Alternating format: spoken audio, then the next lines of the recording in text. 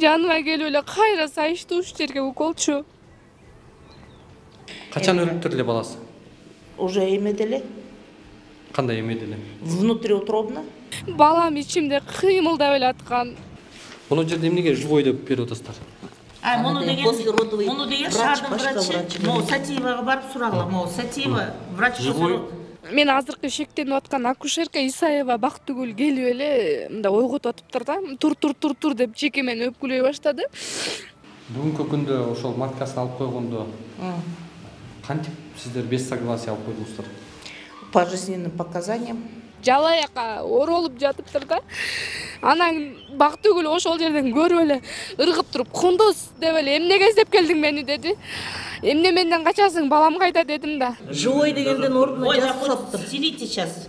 О, мына живой дегенге мертвый деп жазып атыптыр да. Мертвыйлар мертвыйга жазылыш керек да. Мен сени аркаңды бүт тазалап койгом деди. Анан эксгумациябы, эксгумация билесиңби, акчаң жок ага. Акчаң жок деди. Колуңан келеби, барчу жерге алып ал деди. Баланы өз көзүм менен көрдүм.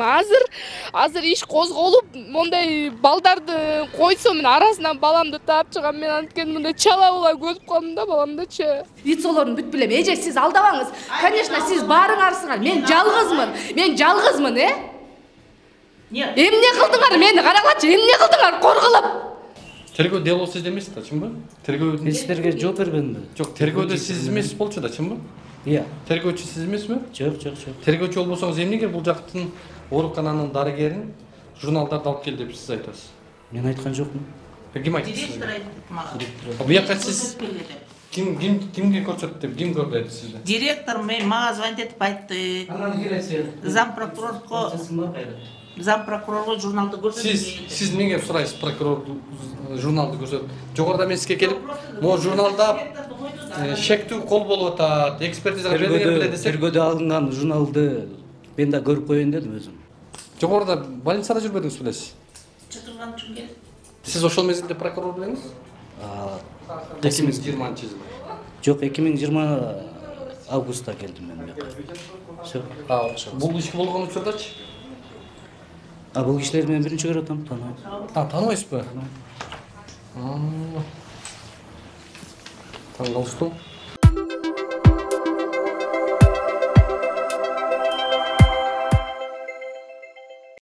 Москвадагы мекендештерге жарыя, алыстагы боордоштор, сиздер үчүн Ваш стоматолог клиникасы сонун мүмкүнчүлүк түздү. Улукбектин катталуучуларына ар жекшемби сиздер үчүн тиш жулуу акысыз жана ошондой эле ультра үндүү тиш тазалоо болгону 1,5 миң рубль. Дареги бульвар Рокоссовский метросу, Открытое шоссе көчөсү 14. Метродон болгону 3 мүнөт аралыкта. Ваш стоматолог клиникасында төмөнкү кызматтар көрсөтүлөт. Хирургия, терапия, ортопедия, ортодонтия, имплантация, брекет система. Саат 9-дан 21:00-га чейин жума бою дем алышсыз кызмат көрсөтөт. Ваш стоматолог заманбап жабдууларды орнотуп, тажрыйбалуу такшалган дарыгерлерди гана ишке алган. Бизде рентген жана консультация акысыз. Ваш стоматолог сиздин ден соолугуңуздун сакчылыгында.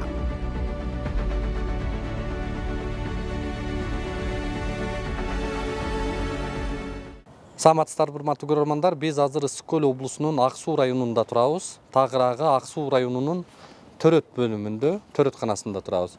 Биз бул жерге келүүбүзгө бир кайгылуу бир жагдай себеп болуп атат. Дал ушул төрөтканадан өз уулумду төрөп, бирок мындай бир уурдоо фактысы дейбизби, кандай эми мындай алмаштырып койгон жагдайлар жөнүндө чындыкка жетпей, укук коргоо органдарына кайрылып, деги эле ушул көп жылдан бери шунун түбүнө жетпей жүргөн Калыбекова Кундуз деген айымдын бир жагдайы тууралуу келүүгө себеп болуп атат.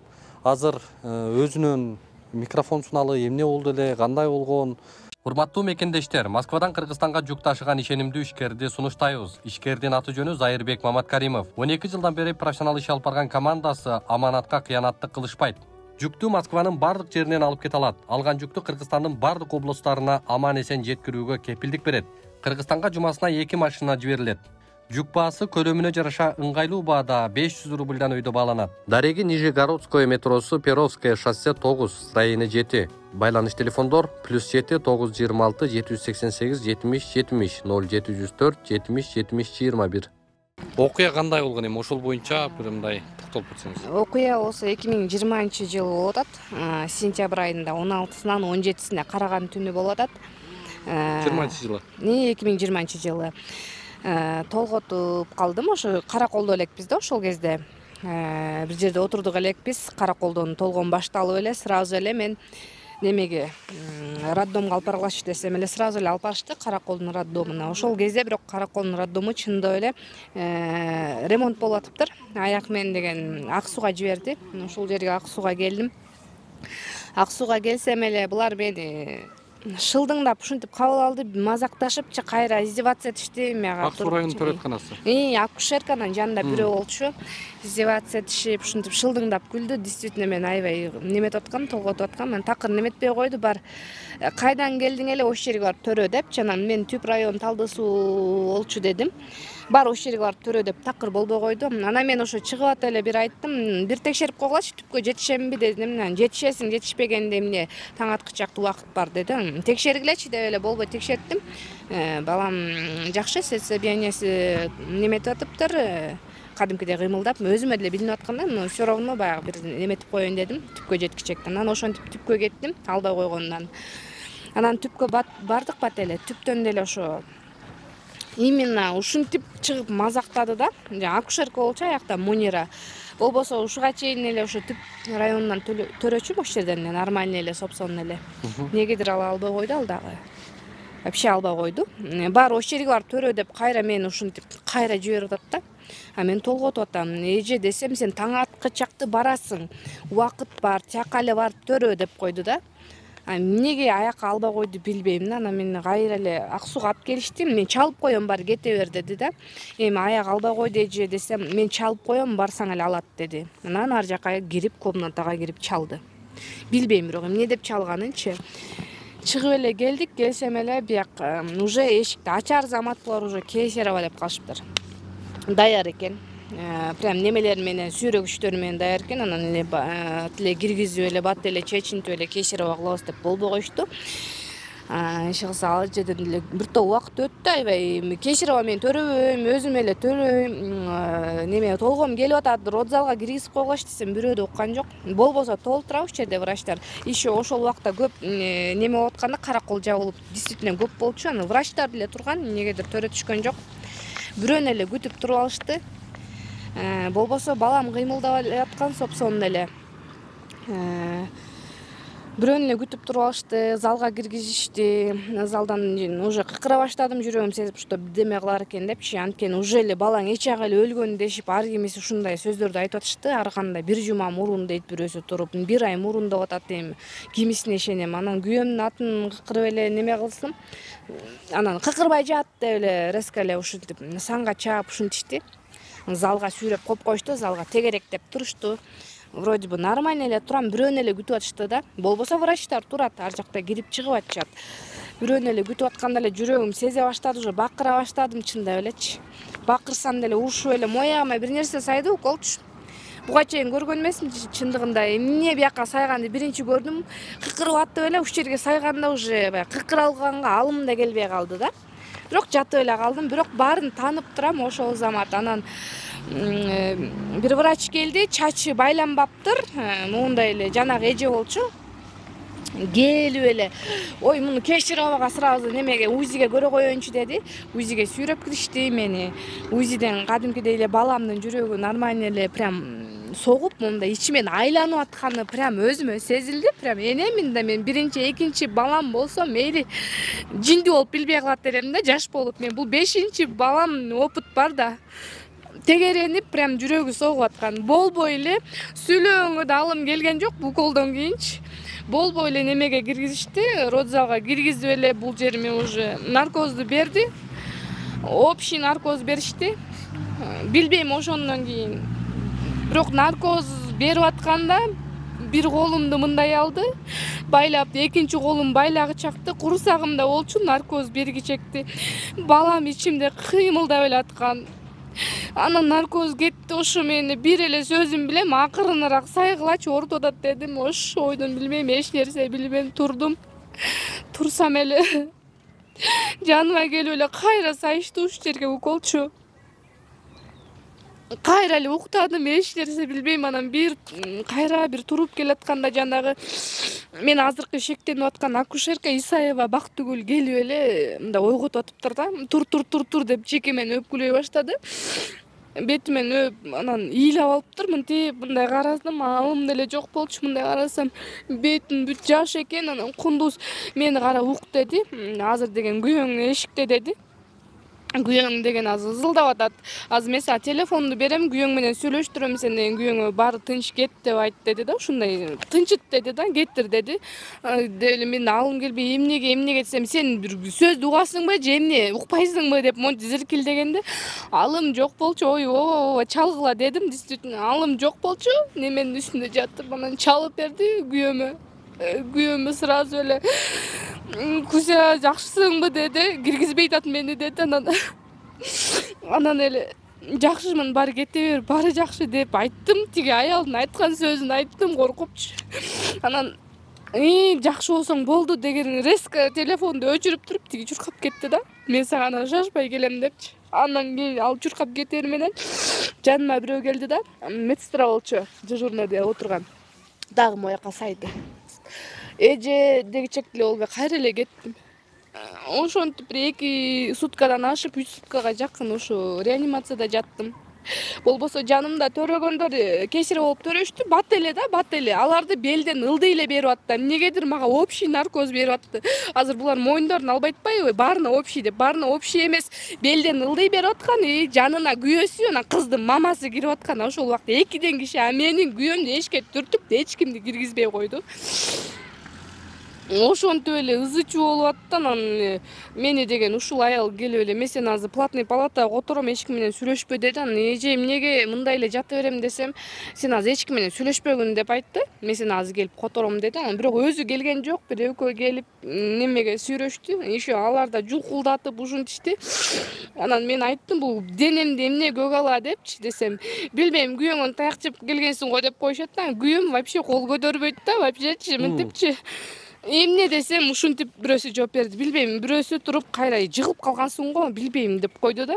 Денемдин бүт көк, анан болбой эле ушул неме палатага киргиздим. Чын эле отдельный палата даярдап коюшуптур, эч ким жок экен. Эч ким менен сүйлөшпө деди киргизгенден кийин. Жана Исаева Бактыгүл акушерка, эч ким менен сүйлөшпө, күйөөң келип атабы, келсе телефонун алып сүйлөшпө, телефон алып калба кыскасы деди да. Ушул жерде жат, мен өзүм эле тамак алып келип турам мен сага деди. Акушерка. Акушерка, анан мен деле бир чети мындай шекшип турдум, бир чети мындай сүйүнүп аттым да. Ал мага жардам берип атат деп жаман ойдочу, эчтеке мындай немете алган жокмун да. Анан тамак ташып атты. Дары сарымдап. Акушерка. Дары сарымдап келип, тамакты түрлөп алып келип атты.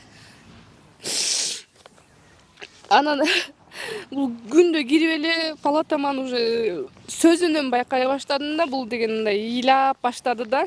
Анан мен айттым, Бактыгүл же депчи, ошол кезде эмичи, ыйлабаңызчы, мен өзүм жаным кейип атат, эмне эле болуп атасыз десем, мен сага боорум ооруп атат, сүйлөшөйүнчү азыр бир убакты таап деп ушинтип кеткен. Анан кайра эле келип убакыт таап жаныма отуруп сүйлөштү бул.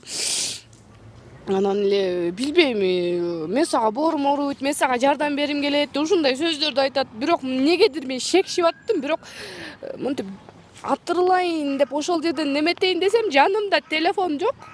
Анан алым жок да. Түртүп ийсе өлтүрүп койсо эмне кылат деген ойдо кетти. Анан бир чети кайра чын эле боору ооруп атат го, жакшы го дедим чындыгындачы. Анан эле жанымда отуруп эле бутумду кармап, сол жагымда отурду кроватька. Анан эле мен сага бир нерсе айтайын деди. Десем эле кырсык болуп калды, кокустук болуп деди. Анан эже бул деле Алланын буйругу да, Кудайым берсен, Кудай берерин унутпасын, кийин төрөп алам десем эле неме деп айтып калды да бул аял.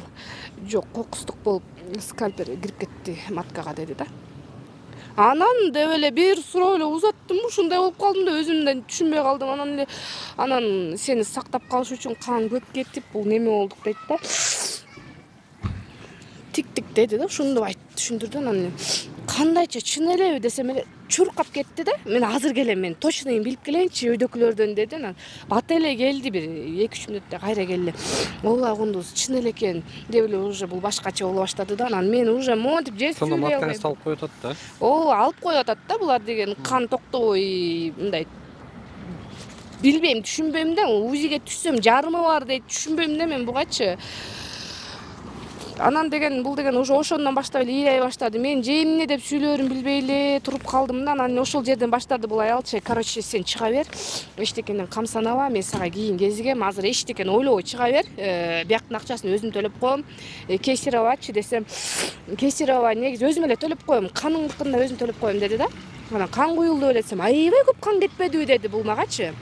Сен кан токтобой ушундай болдук деди да. Анан кей таң аткычакты кан ташып жүрдүм деп ушундай сөздөрдү айтты да. Анан эже эмнеге балам чарчап калса анда күйөөмдү киргизип караган жоксуңар десем, мен чыгып таппай койдум деди күйөөңдү. Андан кийин кайра бир палатага сүйлөшүп келгенде бул деген өзүм чыккан жокмун деди күйөөңдү издеген. Ошол эле суроону берсем, бирөөнү жибергем, ал таппай келиптир деп бул сөзүнөн жаңыла баштады да. Сразу эле билинди. Анан ай деп эле уже муну что-то не тосуңар десем эле уже эми Кундуз эмне эле ызылдап атасың, мен сага боорум ооруп атат, мен сага бир кеңешим, сен бир тууганыңа да айтпа, энеңе да айтпа деди да. Мамаңа дагы ушундай болгонун айтпа деди. Эч кимге айтпа деди, муну жаман иш деди да. Мен да түшүнбөйм, айтпа десе айтпай коем аначы.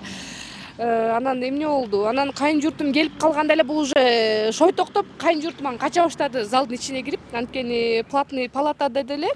Терезе чоң болчу, жанында турганын көрүп калды. Кайын эжем, ай чыкырчы бери дегенин билем да. Тиги залга эле кирип чыгып кетти. Анан ошондон баштап эле мен чыгаргыла дей баштадым. Үйдөгүлөргө чыгаргыла депчи. Анан бул деген уже эшикти ачып туруп залга чакыра баштады да. Бери колунда ручка, анан кагаздар экен да.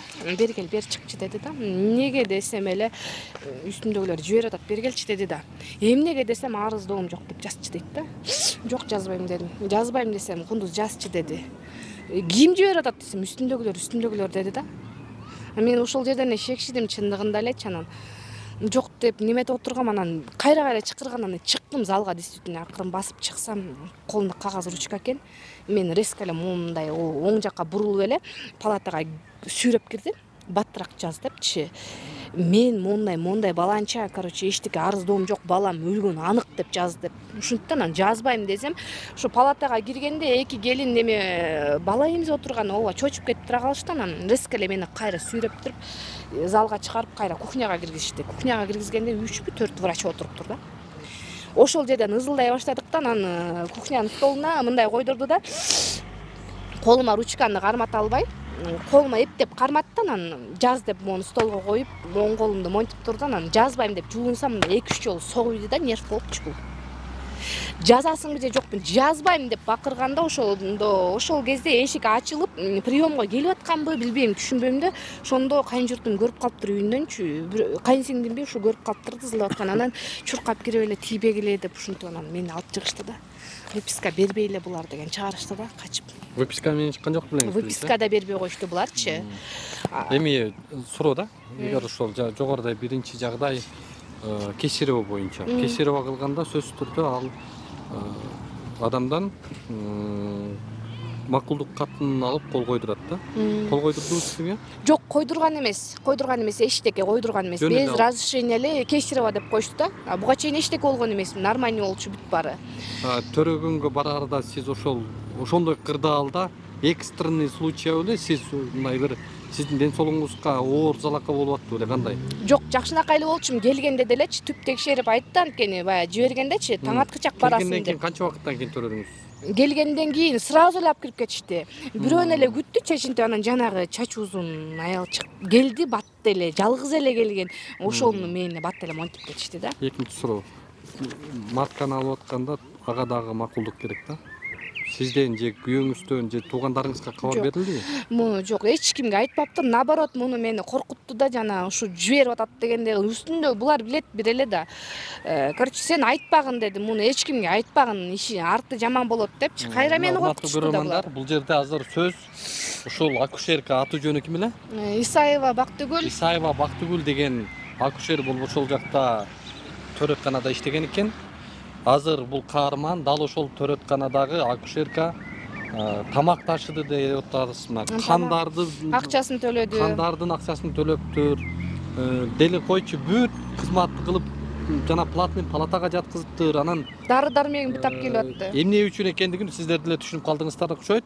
Сөз ошол жердеги бул каарманыбыз шектенип аткан ошол акушерка ушул дал ошол тирүү баланы өзүнө алып алды деген доону коюп 3 жылдан бери чындыкка жетпей аткан каармандын жагдайы болуп атат да.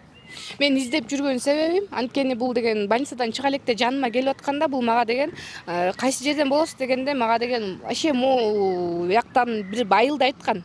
Акушер. Жыргалаңдан өткөн ак булуң деп койгон да.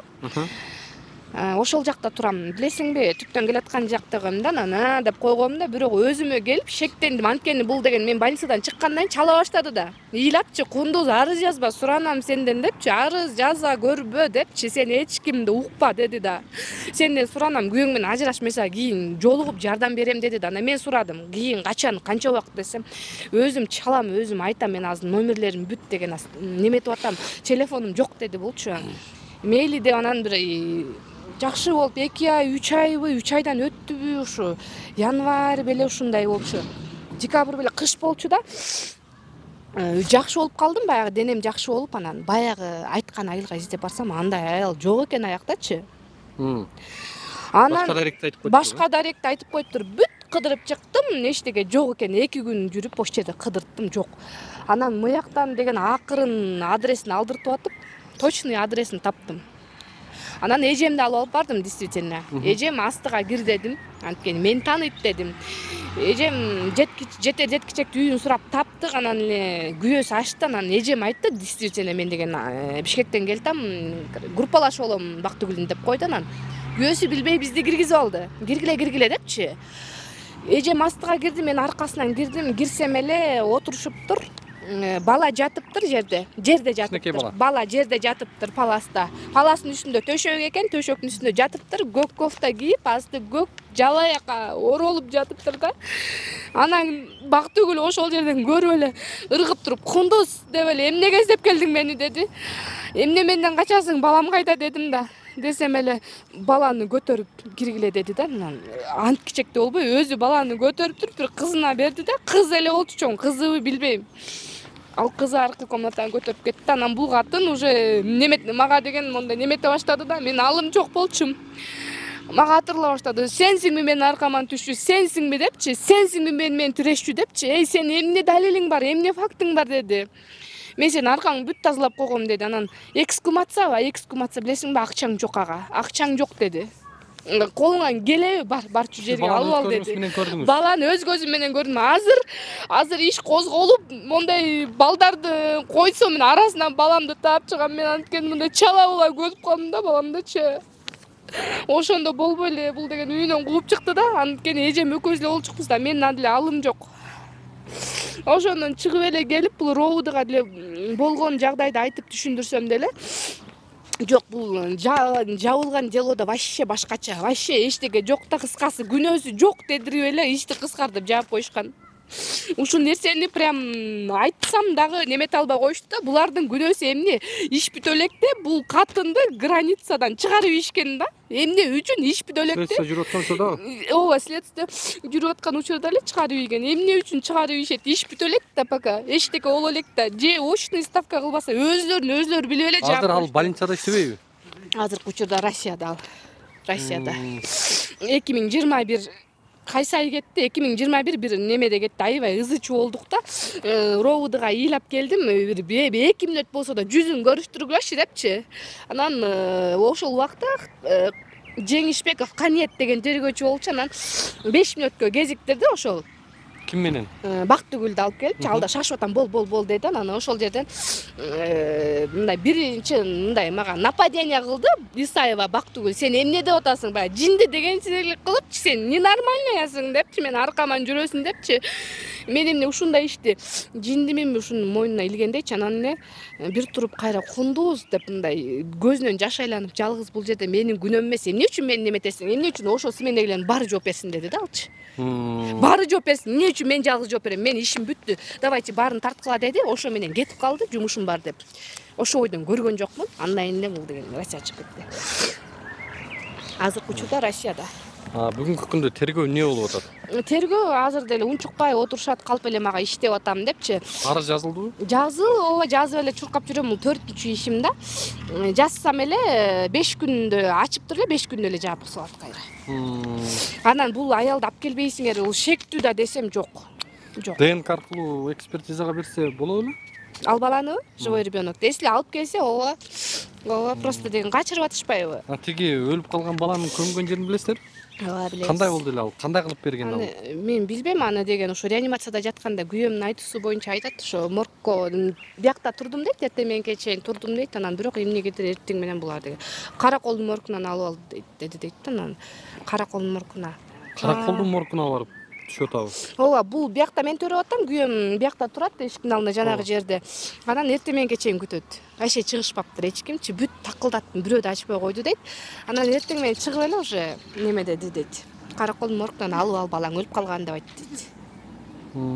Анан эле баягы шоковый состояние кетип баратсам, Аркаманжан Исаева бактыгүл чыкты дейт.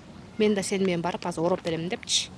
Кепин ал дегенби ушундай билбейм да, ошо кепин алганго ошо айтуусу боюнча чалууну сурай бербейм да, менчи баягы жүрөгүм неметем деп анан ошол жерге моргтон барып ошо бетин ачпа, үйүңө алып барып жууп эле кой, ошол ойдон кой дептир. Өзү ороп бериптир. Баланы Ачпай алып барып койгон ошондо. Ошол ойдон эле кой дептир да, алып барып үйүңө жууп ачпай эле кой, ошол ойдон кой дептир да. Ал бала беле точно? Бала болчу деп күйөөм айтат. Бул башка бирөөнүн баласы да ал дегенчи. Анткени ал кезде деген ал жерден баланын тоонун да бербептир, анан кара кагаз берет го өлдү деген, эчтеке беришпептир. Ошо баланы эле ороп туруп бар ушул ойдон көм деген экен да. Алып барып туруп көмүп коюптур, күйөөм үйгө да алып барган жокмун дейт, угупчу. Уже бияктан уже жай даярдап коюшту дейт, бат эле ошо баары эле коюп салдык дейт. Билесиздер кайрылган? Ооба, билебиз. Ушуга чейин, ушул күнгө чейин экспертизанын бир ызычы болгондо бул тергөөчүлөр сурашты, местасын сурапчы. Анан мен жалгыз фактым ошол да, андан башка фактым жок калган үчүн мен немени көргөзгөн жокмун. Качан казып келесиңер ошол күнү мен көргөзөбүз депчи. Анан булар мени да алдай баштады, жанагы тергөөчүчү. Сен эми күйөөң акырын алдап солап неме кыл депчи. Местасын акырын жанында кайсы адамдардын эстеликтери бар, ошону жок дегенде фото, видео кылып мага жиберчи суранчы деп ушинтип алдашты. Ушундай болду да. Тигилерби? Бул тергөөчүлөрдү ушинтип алдай баштады да. А мен вообще неме кылган жокмун да. Анткени деген булардан баарын күтсө болот. Керек болсо ал жерди көргөзүп койсом, булар деген барып туруп казып аркамды тазалап кетиши мүмкүн. Анткени моякты тазалап аткандан кийин аякты жөнүнө тазалайт. Мен жалгыз фактым ошо өлүк бала да. Билесиздер да азыр? Азыр билем. Анан мен айттым баягы неме депчи. Качан казып келесиңер, ошол күнү мен көргөзөм десем, жок силер деп ушинтип баштады. Андан биз казбайбыз дешипчи. Ушундай эме болуп атабыз да ортодончу. Эми азыр ушу ДНК аркылуу дагы муну аныктаганга болот. Эми тергөөчүлөрдүн абийирине коюш керек бул жагдайды. Ошол эле учурда ушул иштин чекитин кое турган мына биздин укук коргоо органдарынын жетекчилери дал ушул Ак Суу районунда кандай жагдай болуп атат, бул ишти кантип жыйынтыктайт, чын эле ушундай кылмыштуу жагдайы бирөөнүн чырактай, балким эже айтып аткандай баласы бирөөгө кантип өтүп кетет, бул эмне деген жагдай да. Бул жерде бир жагдай ушул баланы сатуу жагдайы ачылып атса, ушул боюнча кылмыш иши ачылып атса, ошол эле учурда бул эне болуу укугунан ажыратып, маткаңызды мындай уруксаты жок алып койгондугу да бул чоң кылмыш да. Ооба, аны вообще кылмышка эсептебей атышпайбы такыр. Көрдүңүз да, биринчи кери ары бери футбол тетишпеди буларчы. Футбол теткен аларга жооп бербейтпи? Алар деген немеге жазбай атышпайбы такыр? Жооп бериш керек да аларга деген. Азыр биз бул иш боюнча ушул укук коргоо органдарына ошол эле учурда ушул оорукананын ошол жердеги дарыгерлерге барып бир катар суроо узатып көрөлү. Анан сөзсүз түрдө эми азыр тергөө иши жүрүп аткан болсо, биз буга кайсы бир деңгээлде мындай чекит коюлат деп айтканга эрте тергөөнүн жыйынтыгы чыксын. Ошол жыйынтыкты анан кийин дагы тийиштүү, эгерде ыраазы болбосоңуз, тийиштүү андан жогорку турган органдарга кайрылып аныктаса болот да. Эми бул жерде мен ойлойм, азыркы мына канча жыл өтүп туруп ортодон азыркы жаңы укук коргондардын жетекчилери же ошол тергөөчүлөр мындай бул ишти жабам деп балким өзүнө иш ачып албай турган акыбалды түзбөсө керек. Менимче укуктук баа калыс адилеттүү берилет деген күмөндө болуп туралы. Азыр биз ошол ооруканадан анан ошо тергөөчүлөрдөн, прокуратурадан барып маалыматты чогуу сурап издейли.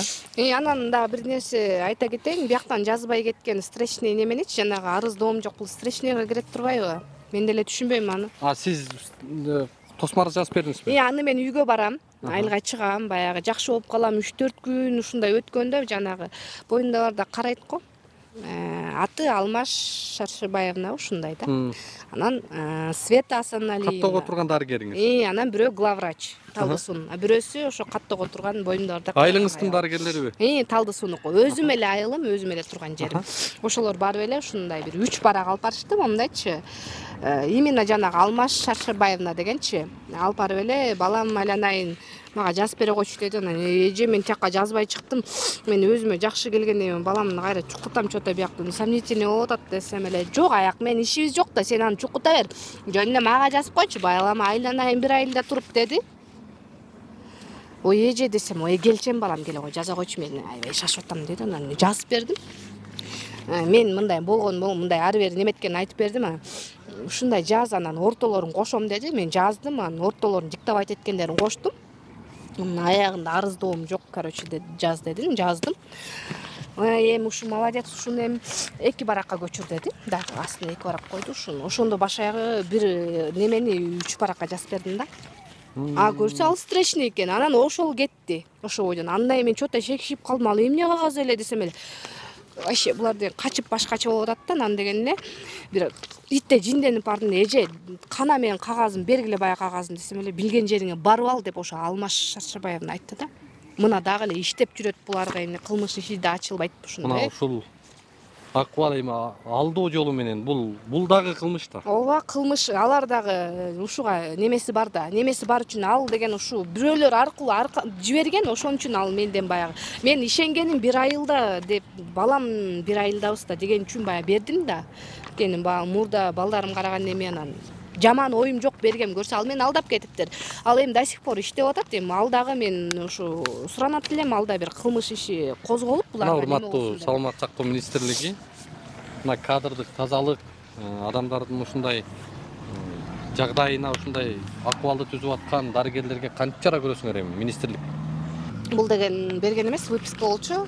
Чыгып атканда бериш керек да ар бирөөнөчү, бирок ызыл чуу менен бербей кетиргенин, анткени бар кете бер, өзүм баарын орноштурам дегенде мен кетип калгам. Анан эжем келип неметти, бул деген алыш керек сөз деген ушу менен анан чуркайсыздар. Выпискасы бул, Выписка экен. Анан келдим, касынан келсем, анан компьютердагы эле болгон, жазып чыгышкан, чийип эле болгон үчүн. Урматтуу көрөрмандар, бул жерде сиз могу кагаздар жок болчу, жазган жок болчу деп атасызбы? Жазган ручка менен жок болчу, только могу эле анан компьютердан эле болгон эле көчүрүп туруп чийип берген, болгон компьютердагы эле алып чыгып берген. Анан эжем ызылдашканынан анан кол менен жазышкан. Могу жерде астына белгилеп коюптур. Муну кадрдан жакындатып көрсөткөнбүз. Түшүнүктүү.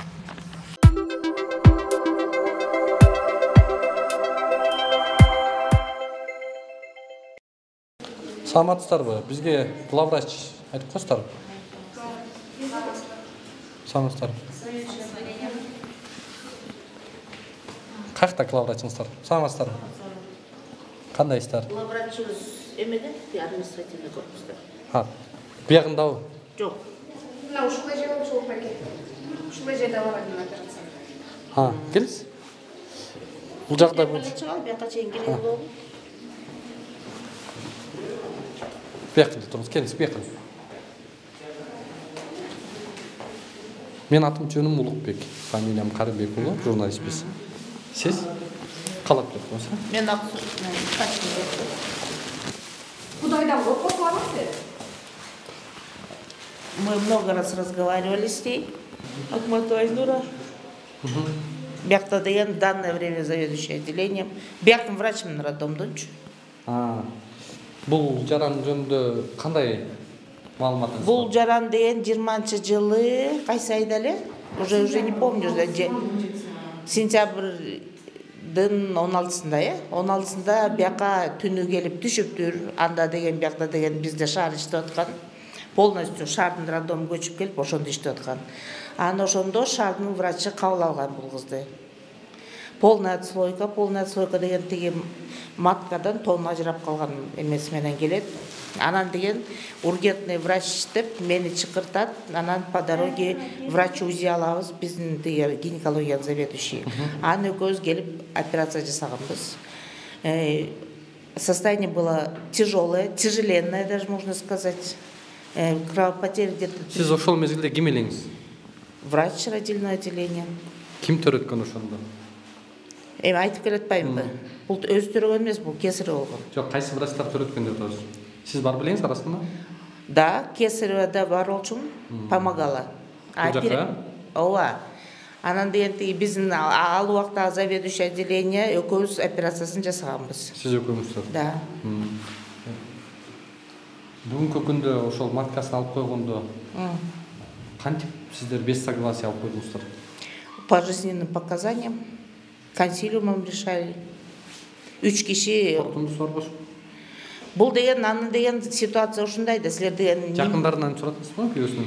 Биз деген андай ситуацияда сурабайбыз. Аны деген уже коркунуч эмеге жашоосуна, турмушуна, жашоосуна өзүнүн жизнь да. Коркунуч келгенде мы это делаем. Это и расписано в протоколе. Если угрожает жизни больной, мы вынуждены убирать матку. Ал матка эмне себептен эметти? Ал деген тон ажыраганда матка полностью полный матка кан менен пылшылдап сиңип калат да, кан уже мунун сыртына чыгып баштаган. Не то что маткадан эмес. Кан тон ажыраганда матка ичине толот да, канчы? Выход жок. Анан деген уже сыртына чыгып баштаган. Канчы? Анан деген кан уже жыйрылбай калат. Жыйрылбай калат, кан кете берет. Анан деген биз деген жарым саат күттүк, жарым сааттан да көп күттүк, жыйрылып баштайбы депчи. Анан уже деген көрүнгөн жеринен кан кетип баштайт да. Кан уюлушу начарлайт да. ДВС синдром деп коет анычы.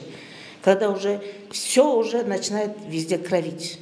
Анан деген ошондо матканы алганда ошол состояние жоголот. Анан деген ошондо басылат, и мы ее спасли. 3,5 литр кан кеткен, 3,5 литр кишиде бул өзү маленькая же девочка, даже 5 литрге да жатпайт. Канычы, өзүнүн организмдеги каны. А 3,5 литрде ана вообще айвали тяжелая, почти умирающая была. Анан биз операция жасап, өлү баласын чыгарып, берип. Качан өлүптүр эле баласы? Уже эмеде эле. Кандай эмеде эле? Внутриутробно. Канча болуптур өлгөнүнө? Канча болду? 3 саат болду, 5 саат болду. Далилдей албайбыз да. Биз уже операция алганда ребенок мертвый был. А баласы сиздер көрсөтөсүздөр да, история болезниге анык тактадыңыздар? Ооба. История болезни эмес, биз деген баланы алып эле сразу моргко жиберебиз. Түшүндүм. Ошол азыр айтып атканыңыз маткасындагы жагдай боюнча буга чейин диагнозда, ошол ситуацияда буга чейин анализдериңиздер? Расписано там. Жок, биз сурап атабыз. Келгенде коркунуч бар беле ошондой? Коркунуч эмес, бул деген уже кан жарылып кете турган. Бала менен тондун байланышы бар, Тон маткага жашып турат. Ошол тон полностью ажыраганда матка менен ошо тонун ортосуна кан толо берет, бала моментально өлөт. Уже полностью ажырады да. Анан мало того, что бала өлгөн эмес, уже матка кан толуп, уже мончалык матка уже кан сиңип калып, анан уже сыртына чыгып баштайт. Канчы? Анан деген ошондо деген вся матка матка күйбелер. Бала сразу өлөт деп атпайсызбы азыр, эмнеге? Конечно, мындай тон ажырап калса өлөт да. 3 саат мурда, 5 саат мурда деп. Я не знаю, сколько саат мурда тон кандай ажырганын биз билбейбиз да. Биз келгенде операция кылып атканда бала тирүү беле? Жок да, келгенде эле өлүп калыптыр.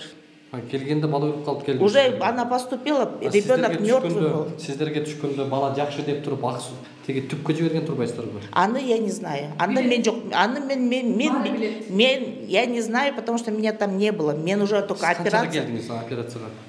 Бирден өткөндө где-то 1:45 ушундай. Түнкү 1:45. Түнкү 1:45.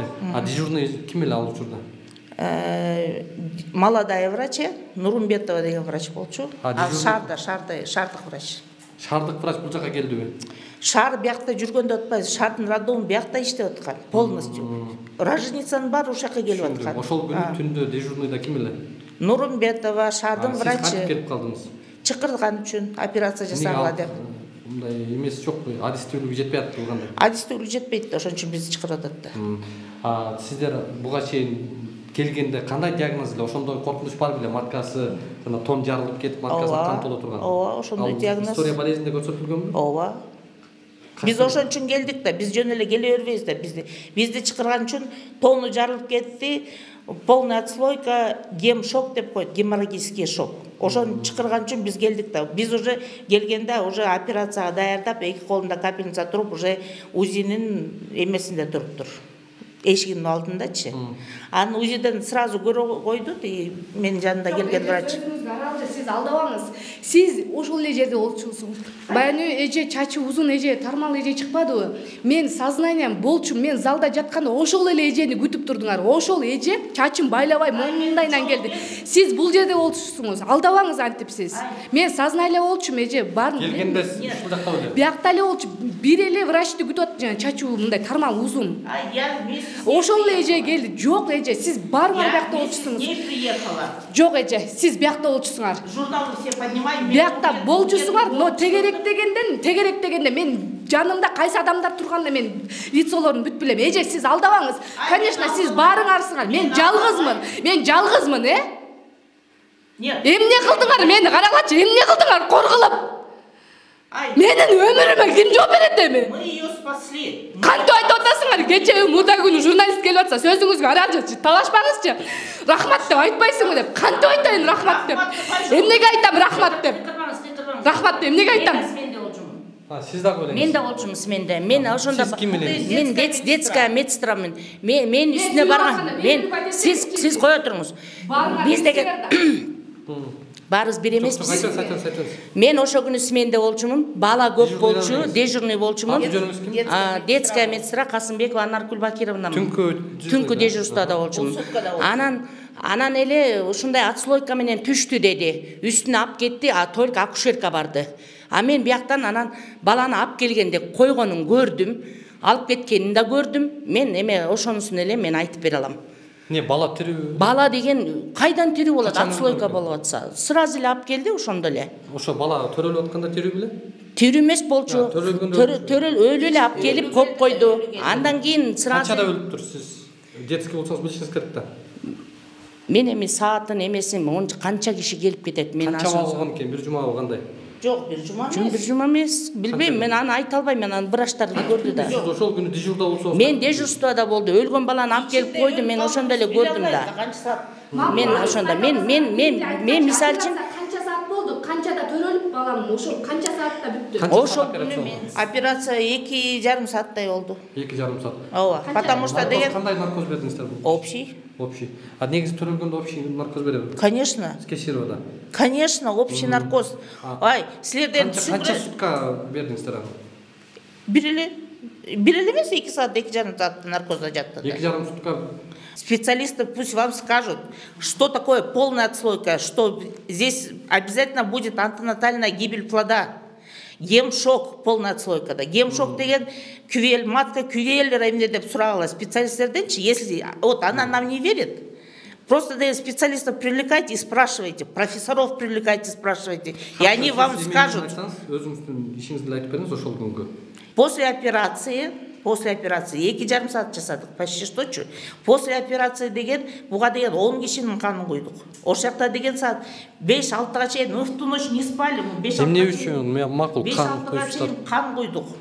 Өзүндөн эме сидиги бөйрөк иштеп атабы деп карап турдук ошол жакта. Анан когда стабилизация состояния была, мы уже пришли уже на работу утром. Кан койганда бул акы төлөш керек беле? Восполняет, акы төлөбөйт, восполняет кровь. Кимдерди туугандарынан алып келдиңиздер беле? Биз алып келбейбиз, биз бияка айтабыз, анан они сами восполняют. Мы за них толтуруп бериштиби? толтуруп берди го, билбейм. Кайдан булар өздөрү качып жүрсө, каякта кан, өздөрү төлөйбүз баарын чыга берет, тынчтеп жанагы акушерка. Акушерка, Исаева Бактуль акушерка. Я, например, не знаю, почему она так сделала. Сиз сөзүңүзгө ыраазы. Неге бекер деп айтасыздар? Эмнени бекер? Неге сеникин биз төлөп коебуз каныңды? Жанагы акушерка. Тиги платный палатанда Аны Исаева Бактульдөн сурагыла. Ал Эми Караколдо эмес ал деген тиги эмеде да. Россияга кеткен. Ал ким болгон? Телефон акушерка. Акушерка — это средний медперсонал. Мы врачи. Мы, например, за ними не бегаем, не спрашиваем, сен қан құйдың, мы их общее состояниесін эле карайбыз. Бизде мисалы сен қан тапшырдың бы, қан эметилдеби деген. Это не наше дело. Мы смотрим за ее состоянием. И то после родов мен муну караган жокмун деген шаардын врачы караган. Түшүндүм. Эмне үчүн ошол жерде бүгүн анан бияка эле эмне келип атат билбейм. Доо коюп атпайбы? Баламды алмаштырып коюшту. Андай никак, ана никак невозможно. Айтып атпайм, дейтактагы профессорлорго кайрылгачы, обратитесь. Мейли, макул. Не может такого быть, что при полной отслойке ребенок живой был. Жанагы алмаштырган адамды да таптыр да бул киши. Эми ар бир кишиге ишене берсе эле ошондой эме боло берет да. Например, она деген вот так я видела, я знаю, да. Почему вы не верите? Анықталып кала турган болсо уят болбойсуздар беле? Уят болбойбуз, грамдуу. Мы же, мы на 300% уверены, мы на 1000% уверены, что ее ребенок мертв, потому что мы өз көзүбүз менен көрдүк да. Азыр кылмыш ишинде азыр анын генинин кылмыш иш.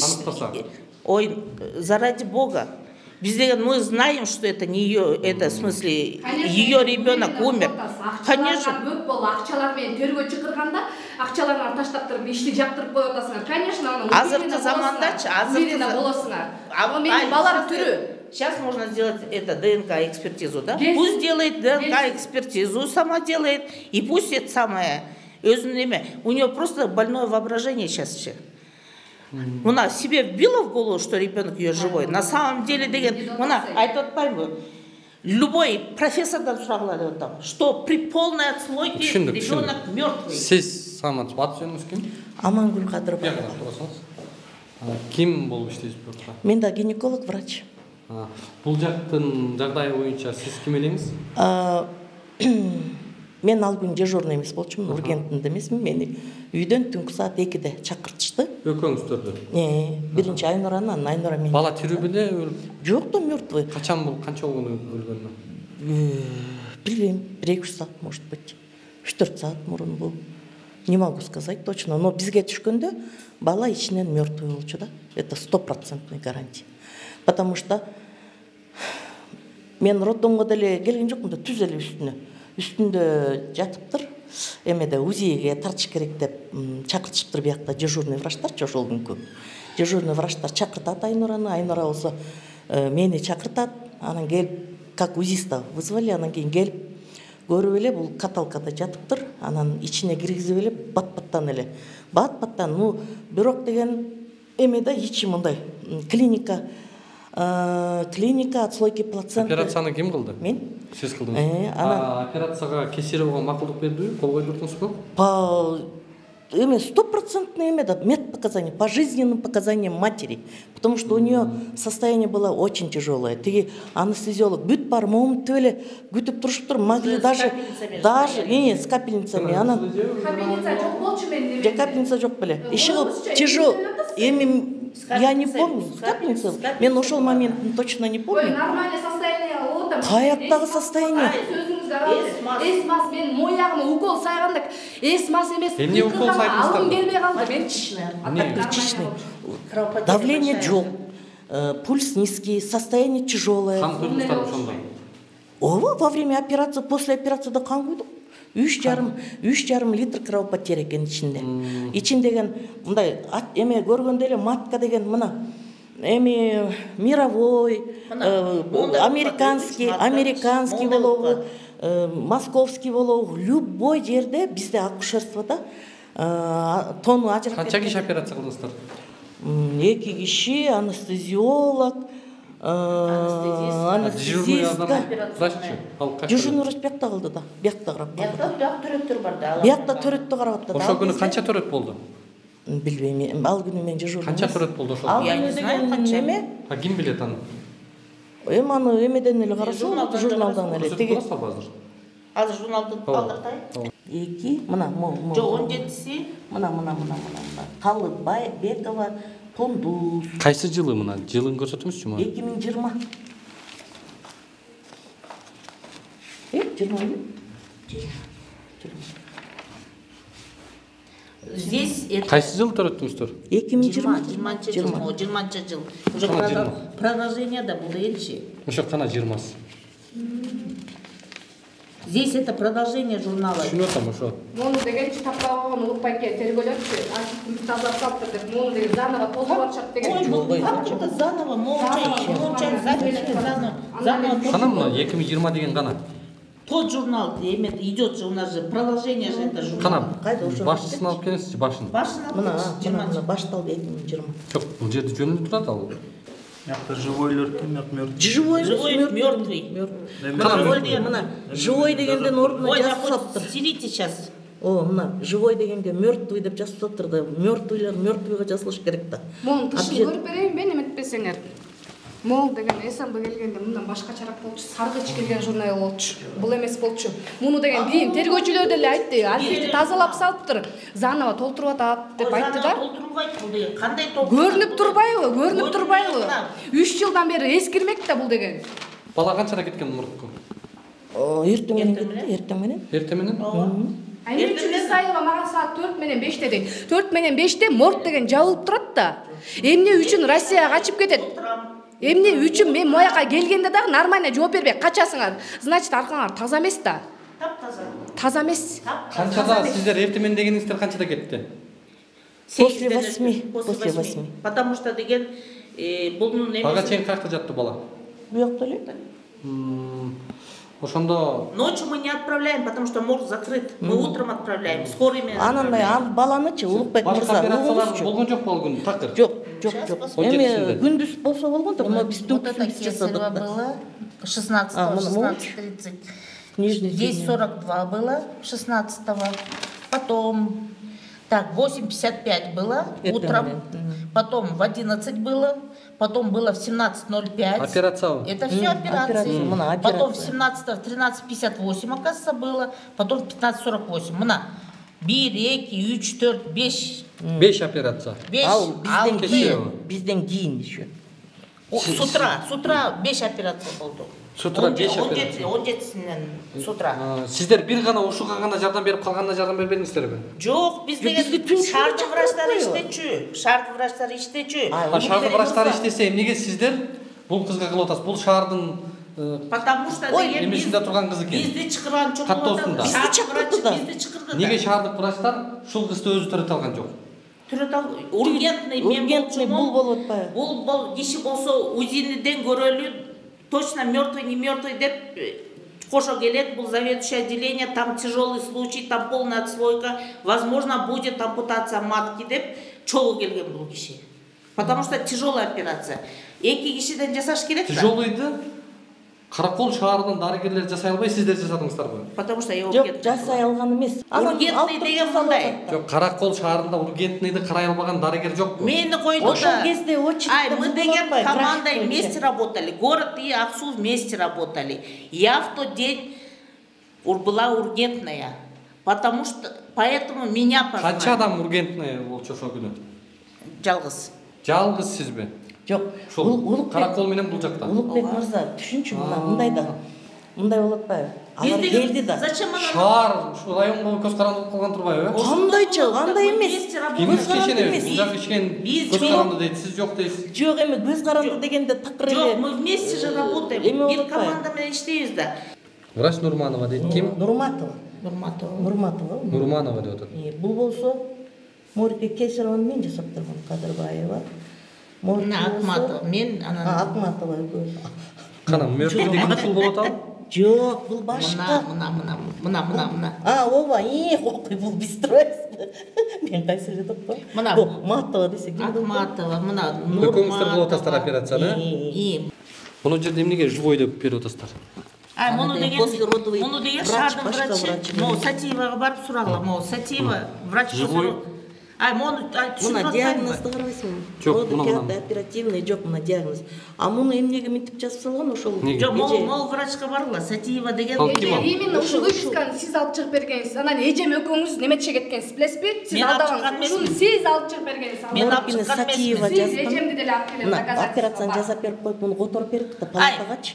Силердики уже жетип кетти, алып эле унчукка болгон сайын. Эмне кылдыңар мени? Баламды алмаштырып. Ден соолугума залакасын тийгизип эмне кылдыңар?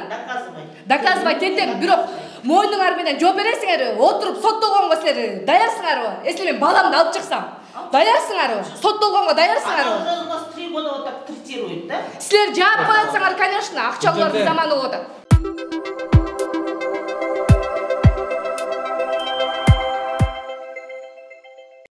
Урматтуу көрөрмандар, биз азыр Ак Суу районунун прокуратурасына келдик. Жогоруда иш боюнча эмне деп, кандай деп жооп беришет, азыр жүрүңүздөр өздөрүнүн суроосун алып көрөлү. Атыбыз Улукбек беке. Улан. Сиздин атыңыз? Атым Улан. Тартып атасыз. Фамилияңыз? Осмонов. Осмонов Улан агай. Биз бир жагдай боюнча келдик суроолор менен. Бул жакка бизге ушул жаран кайрылды. Киргизбейсиздерби? Кайда киргизсиздер? Biraz процессим бар эле 4-5 мүнөткө чейин. 5 мүнөт болот.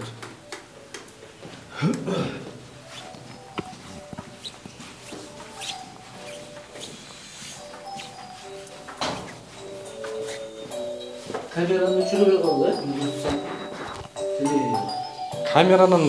Камера жакшы да сиздерге. Бул жак жарандын жагдайы боюнча маалыматыңыз барбы? Ооба, билем. Иш эмне болуп атат, кандай болуп атат? Кайсы стадияда? Азыр тергелип атат, бул иш боюнча. Кайсы тергелип атат? Ак Суу райондук ички иштер бөлүмүнүн өндүрүшүндө. Буну качан тактадыңыз эле? Тактап эле биз билебиз да, иш боюнча. Баштан эле билебиз, былтыртан бери. Андан качан жыйынтыгы чыгатылган? Жеке кабыл алды, түшүндүрүп айтып келдибиз. Буюрса, бул заключениянын жыйынтыгы бүгүндөн алып келишти.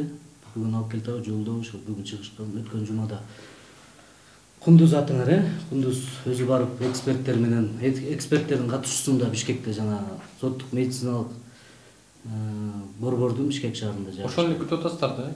Азыр тергөө амалдары жүрүп келген, анан ошо соттун корутундусун күтүп жатабыз. Ошонун жыйынтыгы менен жазык процессуалдык кодекстер талаптарына ылайык чечим кабыл чечим жөнүндө билдирилет. Мына ошо заключение колубузда. Ошо бүгүн ошо тергөөчүнү жибергенбиз, ошо бүгүн барып алып келишти. Качан жыйынтыгы чыгат? Жыйынтыгын заключение келди, Кудай буйрса жакынкы арада уже чечим кабыл алабыз. Бул иш боюнча кылмыштын курамы барбы бул жерде?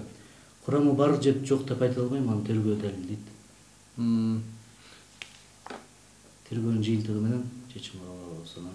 Бул эмнеге ушунча 3 жылдан бери беседа кылдыңыздар да арыз эс менен, ошо айтып ушундай бул Кундуз өткөндө эң биринчи келгенде да өзүн кабыл алып айтып түшүндүргөм. Бул акушерди эми аттарын айтпай эле коеюн, ушу баламды алып өлүү баланы берип койду деп.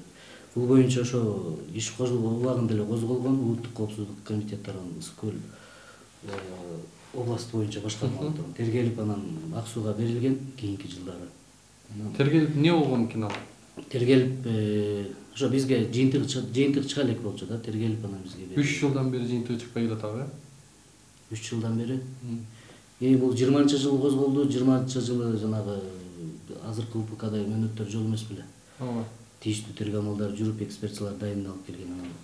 Биз кошумча комиссиялык экспертиялар дайындап, анан жыйынтыгы менен жиберип, анан ошо вопрос болбосун деп Калыбекова Кундуздун өзүн дагы ошо демеге токтомго кошуп, чакыртылып, ошо эксперттер да түшүндүрүп берсин, жыйынтыгы кандай болду. Ошо өткөн жумада барып келдиңизби, эксперттерге? Ошо жыйынтыгы менен буюрса тергөөчү катарында тергөөчүнүн үстүнөн бир мындай алешемдиктер кеткен эмеспи сиз тергөөчү? Тергөөнү көзөмөлдөп аткан киши катары. Биякта эми тергөө бардык эле действиялар жүрүп атты, тергөө амалдары бардык эле жүрүп атты, күбөлөр суралып атты. Баланы багып алган деген маселе болчу. Ал боюнча биз тиешелүү чакырдыңыздарбы ошол? Суралганбы? Кыздары, жолдошу, алар өздөрүнүн 5 баласы бар экен, 5-чи 4 баласы эркек, 4 кызы, 1 эркек уулу бар, 5 баласы бар. Ал киши менен өзүндө тиги бул киши баламды алып багып алышты деп атпайбы? Эгер баласы жок болсо дагы ошондой ойлор сомненияга кетет эле дегендей да. Түшүнбөдүм сизди. Баласы жок болсо кандай? Акушер менин баламды ордуна Баласы өлгөн бала берип канча коюп, баласы? өлгөн бала берип коюп, 4 кыз, 1 улуу деп атасыз. Баласы канча жашта? багып алды деген маселени да коюп келет да бүгүн. Ошо баласы канча жашта? Баласы 2007-жылкы эң кичүү баласы. Калган кыздары 4 кызы ошо чоң бойго жеткен жылдары так билбейм. Ошондо ал үй бүлөдө азыр баласы жок бекен. Кичинекей бала жок бекен ал үйдө. Жок, андай жок да. Бул кандай маселе жок. Кайсы баланы алып келген татамдан Россиядан азыр? Ал жөнүндө маалыматым жок экен чоңуз, Дундус. Бул эми тергөө такталат, тергөө жыйынтыгы менен чечим алып беребиз. Журналды көрдүңүздөр беле? Журнал? Эмне журнал? Каттоо журнал. Тергөдөгү алынганмы? Барбы сиздерде? Регистрациясыбы? Ооба, бизде көзөмөлдөрүшү. Мына могу жерде турат. Могу жерге замазка менен өчүргөн. Ага чейин буга чейинки жылдарды карасаңыз, аны өчүрүп, үстүнөн кайра мертвыйды жазып, аны замазка менен өчүрүп койгон эмеспи? Экспертиза бердиңиздерби ошо? Подчеркиваю. Төрттө процессим бар эле, азыр жооп берип коеюн. Албы? Ошо Айгерим мен чыгып атам. Бул менен эми ушу заключение тергөөнүн жыйынтыгы менен эми чечим кабыл алып. Сиздер бергенсиздерби муну тергөөгө кошконсуздарбы? Тергөө журналдыбы? Алынган бул материалдар тийиштүү врачтар иштердин материалдары. Бул экспертизага берилгенби могу журнал? Экспертизага бул журналдын берилгенин билбейт экенмин. Бул экспертиза именно ошо врачтардын эмесинин боюнча дайындалганда. Соттук медициналык. Жок, каттоо журналды бергенсиздерби? Могу. Каттоо журнал боюнча туралы. Берилсе керек, берилди да иштин материалдары менен. Экспертке чогуу тапшырылат да барды. Төрттөө процесстерим бар эле, ошого чыгайын уруксат берсеңер. Качан бүтөт бул? Бүгүнкү күндө биз РОВДга барсак, РОВД бизде эмес, ГУВДда деп атпайбыз. Сиз РОВД деп атпайсызбы? Азыр ошол маселени карап атышат, УВДга берилет, УВДга алганчат деп кеңешип атабыз. Ким карайт? Анан УВДнын өз начальниги бар, ошол жактын тергөөнүн тергөөчүгө берет да бир тергөөчү. Аны биз айта албайбыз. Не болот эми сиздер мындай бир нерсе чечесиздерби? Азыр бул кишиникин эмне кылып бересиздер? Мен ошо айткан тергөө жыйынтыгы менен бул тергөөнү Буга чейин ошол мейли ал 20-жылы кече 21-жылы жаңы кодекс кирген да? Мөөнөттү ошондо аныктап атабы? 21ден бери канча убакыт өттү? Неге иш жабылган жок? Дело. Эми заключениясы чыкты, ошонун жыйынтыгы менен акыркы чечим кабыл алабыз.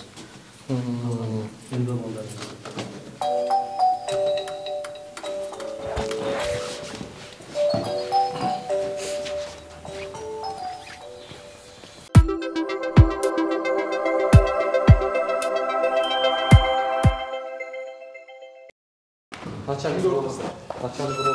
Ооба. Кайдан келген? Бишкек. Не вопрос? Айта бер, жооп берем, проблема жок. Келбедиңиз беле? Атыбыз Улукбек байке, тааныш болалы биринчи. Сиздин атыңыз? Сен эми кантип республика баардыгы? Менин атым Денис. Аты эле о Денис болду. Эмне? Фамилияңыз кандай болуп калат? Аманов Денис Жанатбекович. Мага азыр деген немени алып келмек да, экспертизанын жыйынтыгы. Бишкектемин деп коем, Бишкекте мейли биякта отурат да. Чалсам албайт. Сбрасывать этет вообще. Бишкектемин деп койду. Эмне деген сумдук билбейм ол. Баягы күнү мен бияктан эметкенде 3-чү күнү дегенде, эртең неметсе бир 3-чү күнү келет дегенде, анда мен 3-чү күнү келейинби десеңе, ушул жерде Самат деген байке дегенде. Негизи иш козголгонбу бул боюнча сиз? Эмес, бул Улукбек азыр Саматка начальник кемеге чалып коюнчу следствияга. Бул 2-3 жыл мурун болуптур. 2-3 жыл мурун болуп, могул жерде кандай эмелер болгон, бирок көп упущениялар болгон экен, анан Самат. Табашы. Кирсең мага. Мен караколдон келип калсам, 5 мүнөттөн кирем, Жана экспертиза эмне болду? Кайсы иште?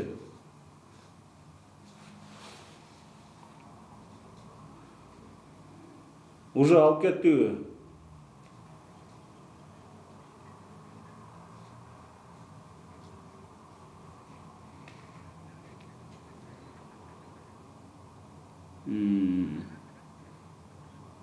Хорошо, түшүндүм. Бул кыз мага кирип айтканда мен бүт баарын тааныштырып эме иш экспертиза мына чыгат деп айткан. Генералга чейин киришиптир. Генералга чейин кирип баарын айтып түшүндүргөнгө бияка тапшырма бериптир. Бияка айтып, азыр мына Самат менен сүйлөшсөм айтат, прокуратура иштин баарын кайра башынан жандандырып, ишти козгош үчүн УДга мен экспертиза эмне болду десем, иш ошол жака кетип атат. На изучение ошол жака алып кеткенбиз дейт. Эми аяк барып экспертизанын заключениясын алат. Бул кызда суроо көп экен. Анан мен айтып атам, мага чейин эле болуптур. Айтып түшүндүрүп бергенде, уникат эткенде мен өзүмө да кызык болот да. Азыр эми УД алып кетсе, УД тергейт го аны. Бул тергөөчү эмне болот? Ошондо УВДга которулду азыр. Кылмыш иш ачылган болбойт. Иш ачылып, экспертиза чыкканча убактылуу иш жабылып турат да. Экспертиза бу жакта канча жабылат?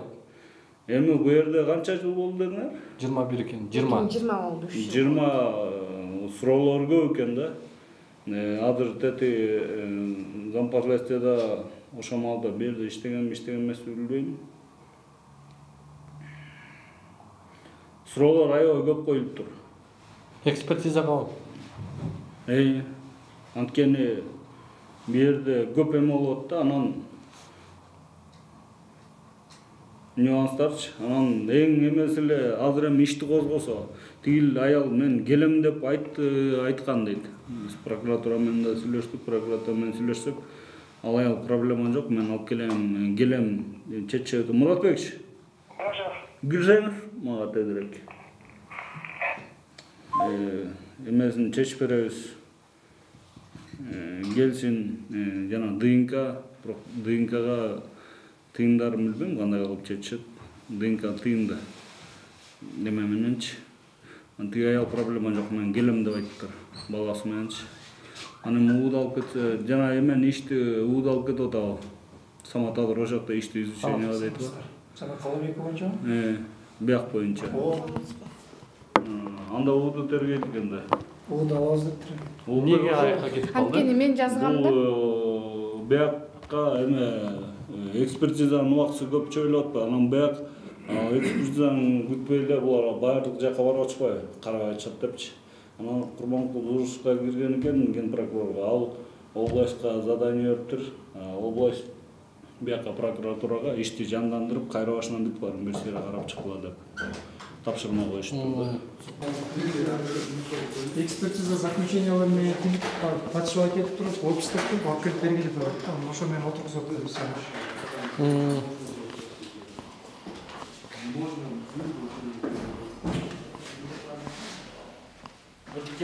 Не, патшалай деп атабы? Патшалай деп атабы. Эмелерин бүтүрсүн, анан проблема жок. Кирип. Жогоруда больницада жүрбөдүңүз белесиз? Чакырган үчүн келдим. Азыр исо эмелер тапшырып чыгырып прокуратурада журналдарды көрсөткөн деп. Анан эми старший. Сиз журналды көрөйүн дедиңизби? Старший кетип калганда. Сиз жана тиякта жүрдүңүз эле. Сиз бияка чакыра калды, сотко кетпедиңиз белесиз? Соттон келдим да, процесс бүттү. Сотто шектүү эле болуп атасыздар да мындай эмелесе мындай. Шек жаратканга. Эмеде. Кантип эле шек? Эмне болуп шек болуп атабыз? Неге сиз ал жака чакыра койдуңуз? Сиз тергөөдө тиешеңиз жок болчу. Тергөө дело сизде эмес да, чынбы? Тергөөдүн сиздерге жооп бербедимби? Жок, тергөөдө сиз эмес болчу да, чынбы? Тергөөчү сиз эмесби? Жок.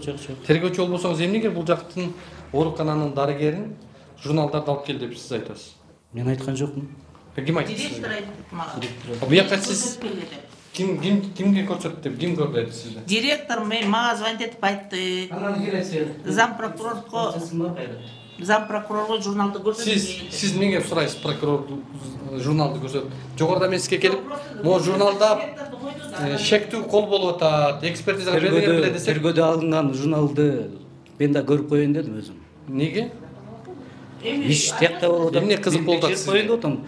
Ошо чын эле айтылган жагдайлар орун алып калган жокпу депчи. Азыр ошондуктан көрүп коеюн деп атам. Подчеркуйга бердик деп бериңизби сиз? Экспертиза. Соттук медициналык экспертизага кетти. Жок, сиз колду мен экспертизага бердиңерби дегенде бердик деп бериңизби? Жок, мен антип айткан жокмун. Кол кеткен жокпу экспертизага жанагы оңдолгон жер? Азыр бул киши көрүлөт да, көрсүн да. Тергөө тиякта да тергөө атышат. Тергөөдөгү документтерди сиз кандай алып биякта сиз? Мен эми тергөө боюнча жооп бердим, тергөөнүн сот жыйынтыгы менен билдиребиз. Сиз ошол мезгилде прокурор белеңиз? 2020-жылы. Жок, 2020 августта келдим мен бияка. Всё. Бул иш болгон учурдачы? Бул кишилерди мен биринчи көрүп атам, тааныбайм. Тааныбайсызбы? Таң калыштым. Урматтуу мекендешим, өз үйүң, өлөң төшөгүң демекчи, бул заманда жеке турак жайлуу болууга эмне жетсин? Бул муктаждык боюнча ойлонуп жүргөн болсоңуз, биз сизге жакшы тандоо сунуштайбыз. Азыр мен турган жер Ылдыйкы Жал кичи районундагы Үмүт строй компаниясы куруп жаткан Мурас көп кабаттуу объектиси. Эмне себептен Үмүт строй компаниясын сиздерге сунуштап жатам? Бул биринчи кезекте документациясындагы тактык жана тазалыгында. Келечекте үйүңүздүн документине байланыштуу эч кандай кыйынчылыкка дуушар болбойсуз. Бул критерий учурдун эң негизги көңүл бурчу маселеси болушу шарт. Экинчи жагдай, курулуп жаткан үйдүн сапаттуулугунда Үмүт строй курулуш компаниясы сейсмологиялык коопсуздукка жана курулуш норма эрежелерин толук сактоого кепилдик берет. Аталган турак жай 10 кабаттуу комфорт класстагы Ылдыйкы Жал кичи районундагы Курчатова 23 дарегинде жайгашкан. Ошондой эле бала бакча, мектеп, жогорку окуу жайлары, поликлиника жана ири соода борборлору кадам сайын кезигет. Эң башкысы, узак мөөнөткө 33 айга бөлүп төлөө мүмкүнчүлүгүнө ээ болосуз. Мурас көп кабаттуу объектисин 2025-жылдын 2-кварталында өз ээлерине тапшырууну пландашууда. Толук маалымат алуу үчүн дарегибиз Жаманбаева 36/1, байланыш телефондор 0501 44 22 22, 0221 44 22 22. Баса, бул курулуп жаткан көп кабаттуу үйдүн курулуш норма эрежелерин сактап куруусуна биз өз көзөмөлүбүздү жүргүзүп турабыз, андыктан кабатырланууга негиз жок.